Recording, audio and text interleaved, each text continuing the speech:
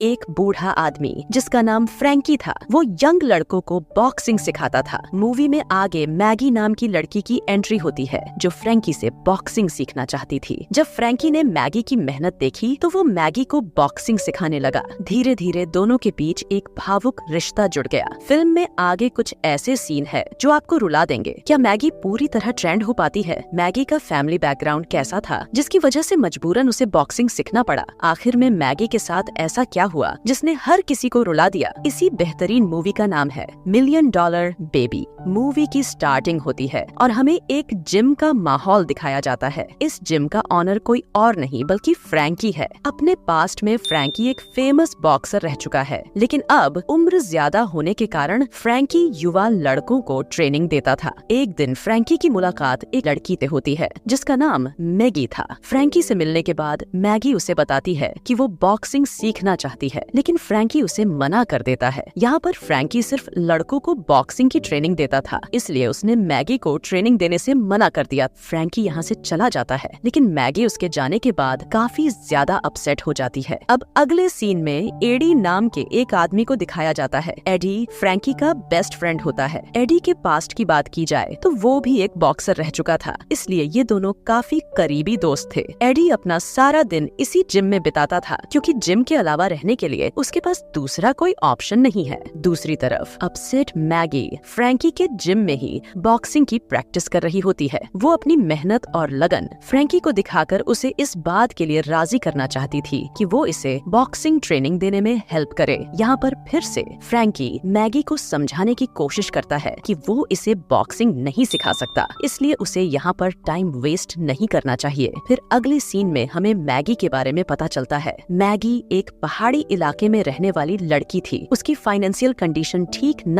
होने के कारण वो एक रेस्टोरेंट में काम करती है। अगले दिन रात को जब मैगी बॉक्सिंग की प्रैक्टिस कर रही होती है तब उसकी मुलाकात एडी से होती है। यहाँ पर एडी उसे बॉक्सिंग की कुछ ट्रिक्स बताता है जिससे मैगी को पता चलता है कि वो गलत तरीके से प्रैक्टिस कर रही है। ये जानकर मैगी को दुख होता है क्योंकि वो पिछले 3 सालों से ऐसे ही प्रैक्टिस कर रही थी जो कि उसकी किसी काम की नहीं थी। मूवी में आगे फ्रैंकी की मुलाकात एक विली नाम के लड़के से होती है जो कि बॉक्सिंग सीखना चाहता था। अब फ्रैंकी विली को ट्रेंड करने लगता है। कुछ सालों बाद हम देखते हैं कि विली फ्रैंकी के लिए काम भी करने लगा था। फिर अचानक से एक दिन विली फ्रैंकी के घर जाता है और उसे बताता है कि अब उसे फ्रैंकी की जरूरत नहीं है क्योंकि उसने कोई नया ट्रेनर ढूंढ लिया है। यहाँ पर नए ट्रेनर ने विली को काफी ज्यादा पैसे दिए थे, जिसके बदले अब विली उसके साथ ही काम करना चाहता था। विली की सभी बातें सुनने के बाद फ्रैंकी काफी ज्यादा अपसेट हो जाता है क्योंकि उसे विली से काफी ज्यादा उम्मीदें थी। अगले दिन मैगी फिर से अपनी बॉक्सिंग की प्रैक्टिस कर रही होती है। कुछ देर बाद यहाँ पर फ्रैंकी भी आ जाता है। अब इन दोनों के बीच काफी सारी बातें होती हैं, जिसके बाद फ्रैंकी मैगी को ट्रेंड करने के लिए मान जाता है। अब मूवी में आगे मैगी के ट्रेनिंग का सफर शुरू हो जाता है। मैगी अपनी प्रैक्टिस के लिए दिन रात एक कर देती है। उसकी कड़ी मेहनत और लगन की बदौलत वो कुछ ही महीनों में एक बॉक्सर बन जाती है। अब फ्रैंकी उसे दूसरे अच्छे बॉक्सर के साथ फाइट करवाना चाहता था। आगे हम देखते हैं कि मैगी रिंग में कई बॉक्सर से लड़ती है और सबको हराते हुए अपना नाम पॉपुलर कर लेती है। अब तक फ्रैंकी को ये पता चल चुका था कि मैगी बड़े लेवल पर बॉक्सिंग करने के लिए रेडी हो चुकी है, इसलिए फ्रैंकी डिसाइड करता है कि वो अपने से एक्सपर्ट बॉक्सर से फाइट करेगी। कुछ ही दिनों में मैगी का मैच फिक्स हो जाता है। अब मैच वाले दिन यहाँ पर पहले राउंड में मैगी को अटैक का सामना करना पड़ता है, जिसकी वजह से उसकी नोज फ्रैक्चर हो जाती है, लेकिन फ्रैंकी उसे संभाल लेता है। अब अगले राउंड में हम देखते हैं कि मैगी अपने ओपोनेंट का बुरा हाल कर देती है और आखिर में मैच जीत जाती है। फिर मैगी आने वाले मैच में लगातार विनर होती है। अगले सीन में हमें फ्रैंकी को दिखाया जाता है जो कि मैगी को बोलता है कि अब तुम्हें खुद की इनकम बढ़ानी होगी, इसलिए तुम्हें किसी दूसरे ट्रेनर के साथ काम करना चाहिए ताकि तुम अपना बैंक बैलेंस बढ़ा सको। वहीं दूसरी तरफ मैगी किसी और के साथ काम करने से साफ साफ इनकार कर देती है, लेकिन अभी भी फ्रैंकी मैगी को लेकर कंफ्यूज था क्योंकि पिछली बार उसके साथ धोखा हो चुका था। फिर फ्रैंकी एक प्लान करता है जिसमें वो एडी के जरिए मैगी को एक बॉक्सिंग ट्रेनर से मिलवाता है। यहाँ पर ये ट्रेनर मैगी को एक बड़ी रकम ऑफर करते हुए उसे अपने साथ काम करने के लिए बोलता है, लेकिन मैगी फ्रैंकी के साथ धोखा नहीं करना चाहती थी, इसलिए वो इस ट्रेनर का ऑफर ठुकरा देती है। अगले दिन जब फ्रैंकी को मैगी के बारे में पता चलता है तब उसे ये सब सुनकर काफी ज्यादा खुशी मिलती है। अब फ्रैंकी मैगी का मैच इंग्लैंड इंग्लैंड में फिक्स करता है। ये बात जब मैगी को पता चलती है तब वो फ्रैंकी को हक कर लेती है। अब ये दोनों इंग्लैंड के मैच स्टेडियम में पहुंच जाते हैं। यहाँ पर फ्रैंकी मैगी को एक ड्रेस देता है जिस पर मो क्विशले लिखा होता है। मैगी इस नाम को देखकर इसका मतलब पूछने लगती है, लेकिन फ्रैंकी उसकी बात को टाल देता है। अब इंग्लैंड के स्टेडियम में बॉक्सिंग का मैच शुरू हो जाता है। मैच के आखिरी पड़ाव में मैगी अपने ओपोनेंट को हार की धूल छका देती है।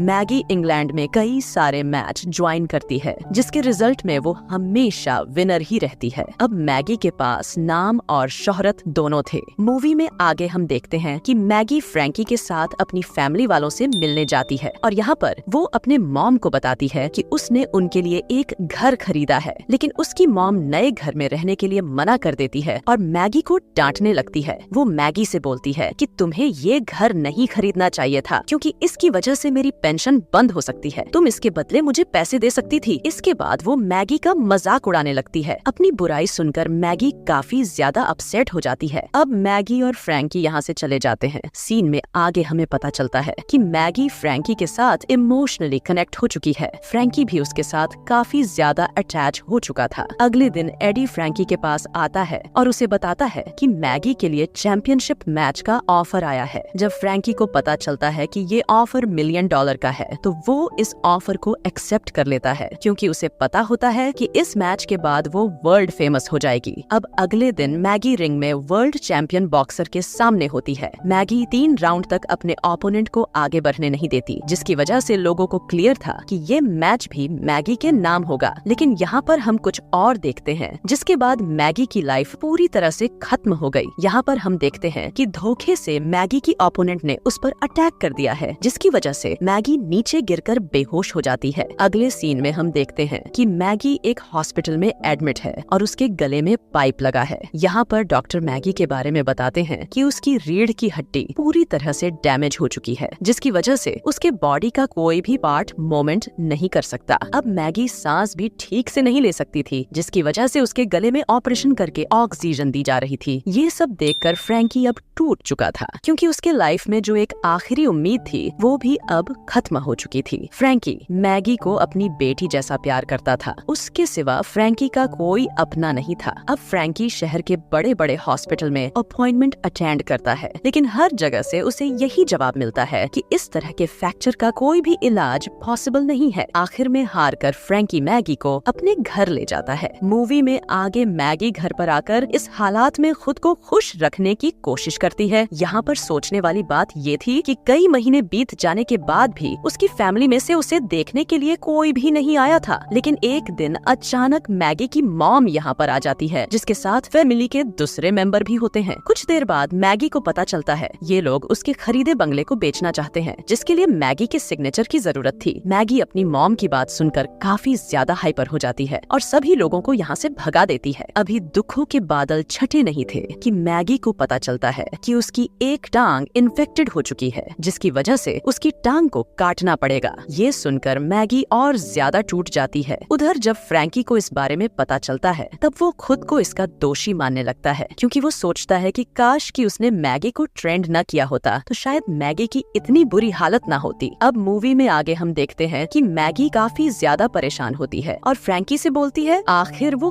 कब तक ऐसे रहेगी। हर दिन उसके बॉडी का पार्ट डैमेज होता जा रहा है, जिसकी तकलीफ वो नहीं सह सकती। इसीलिए वो फ्रैंकी को कहती है कि वो उसका काम तमाम कर दे ताकि उसे सभी तकलीफों से छुटकारा मिल जाए। लेकिन फ्रैंकी के अंदर इतनी हिम्मत नहीं होती। अगले दिन हम देखते हैं कि मैगी खुद की लाइफ से परेशान होकर अपने दांतों से ही खुद की जीभ काट रही होती है ताकि ब्लीडिंग होने के बाद उसकी मौत हो जाए। लेकिन इस बात की खबर डॉक्टर को लग जाती है और सभी डॉक्टर मिलकर मैगी को बचा लेते हैं। बाद में फ्रैंकी भी वहाँ पहुँच जाता है। फ्रैंकी ये सब देखकर काफी ज्यादा दुखी होता है। अगले दिन फ्रैंकी एक चर्च में जाता है और यहाँ के फादर को अपनी सभी बातें बताकर इमोशनल होने लगता है और वो फादर से ये सवाल पूछता है कि क्या उसे मैगी की बात मान लेनी चाहिए, क्या उसे मैगी को निपटा देना चाहिए। यहाँ पर फादर फ्रैंकी को समझाता है कि अगर तुम उसकी मौत की वजह बने तो तुम खुद को कभी माफ नहीं कर पाओगे। फादर की बात सुनकर फ्रैंकी वहाँ से चला जाता है। अगले दिन हम देखते हैं कि फ्रैंकी मैगी के पास होता है और उसे बोल रहा होता है कि तुमने मो क्विशल का मतलब पूछा था ना। फिर फ्रैंकी मैगी के पास जाकर उसके कान में बोलता है मेरी बेटी मेरा खून। फ्रैंकी की ये बात सुनकर मैगी की आंखों से आंसू आ जाते हैं और वो रोने लगती है। अगले सीन में हम देखते हैं कि फ्रैंकी मैगी की ऑक्सीजन सप्लाई मशीन को बंद कर देता है और एक इंजेक्शन तैयार करता है जिसे वो मैगी की बॉडी में इंजेक्ट कर देता है। इसके कुछ ही देर बाद मैगी की आंखें हमेशा के लिए बंद हो जाती है और यहीं पर मैगी की डेथ हो जाती है। मूवी के लास्ट में हम देखते हैं कि एडी उसी जिम में फ्रैंकी का इंतजार कर रहा है। अब कई महीने बीत चुके थे लेकिन फ्रैंकी कभी भी वापस लौट कर नहीं आता। इसके साथ ही यहीं पर मूवी का दी एंड हो जाता है।